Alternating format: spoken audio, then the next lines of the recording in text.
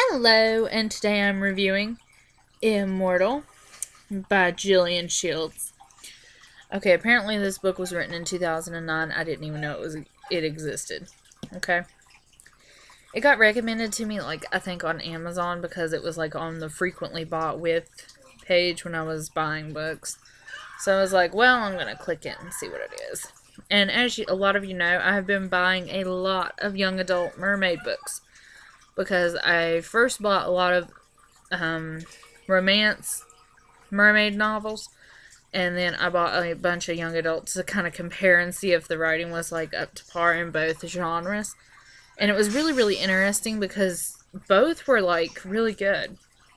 And honestly, the young adult books, they kind of took it a step further with incorporating the sirens and things like that into the story, the darker side of the mermaid myth. Now this, I thought, was a vampire book because it said immortal. Most famous immortal creature in literature is the vampire. So that's what I thought it was about. And that necklace, it just kind of looks really old and something like a vampire chick would wear. But no vampires. No, instead we get witches, which is really, really awesome. And because I haven't read a whole lot of witch books surrounding magic or witches or wizards, it's pretty much been the Harry Potter series. I've never read anything other than that went in that category. So I'm reading this, and it strikes me how good of a book it is, even though it's young adult. Sometimes when you read young adult, you can really tell it's young adult because the characters are young, and there's love triangles and da da da da da. I mean, it's pretty much almost the same in every book. There's that same theme of love triangles and forever love and things like that. This is not the case. There is no love triangle. It's just a guy and a girl, and the conflict comes in because of him. He really has a darker side, which we see a lot of that in the books, but this is really, really big. And he even knows that he's too dangerous. And I'm not talking like Edward Cullen dangerous. I mean, he knows that there is a good chance that he will end up destroying her. And a lot of you are going to say that sounds a lot like Edward Cullen, but it's different because if she doesn't help him, he's going to die. But if he lets her get close, there's a good chance that he'll kill her. So that's where the conflict comes in. And there's also this organization, I'm not going to say what it is, but they're kind of in league with him, and they kind of go after the main character. And so it's really, really good. I really enjoyed it. And I actually hope that there are more books in this series because I seriously, seriously want to get them. I have to know what happens next because it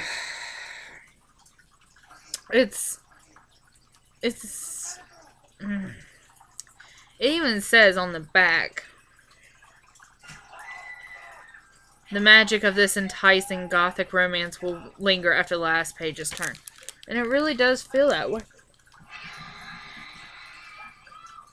And, Evie. That's the girl's name. I was trying to think of her name. I kept wanting to call her Effie, but Effie was the one that... She's another character in the book. Anyway. So, and there's a history behind this. The main character is, not just, plopped into this world. No. It comes to find, as you read the book, you find out that she has a history with this stuff. Which is a little creepy in one aspect because her great-great-great-whatever grandmother was the woman... I can't tell you what it is because then I'm going to be telling you the book. But when you get to that part, think about it because it is a little creepy. And, But I mean, still, it was really, really, really amazing. So, like, comment, and subscribe, and tell me what you thought about it. I know I haven't been having many negative reviews yet, but this was really, really good. So, and, you know, I did not intend for this to happen, but that was a novel that was in the Witches Wizard category. And then I bought this, and it's called Born Wicked by Jessica Spotswood. And I'm about halfway through it. And it is, like, seriously, really, really good. It's almost, it's so good, it's making me angry.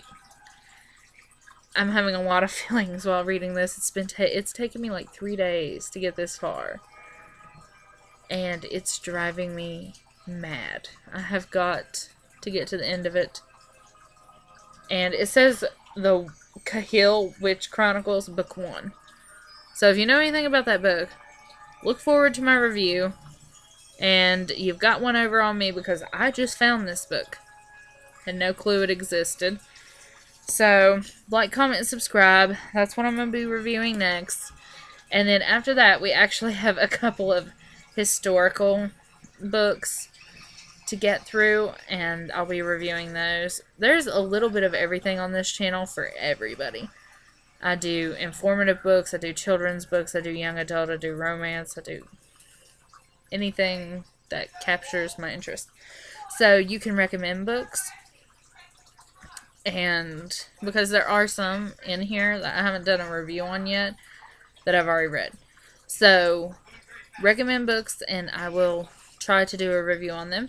And like, comment, and subscribe, and I will see you next time with Born Wicked.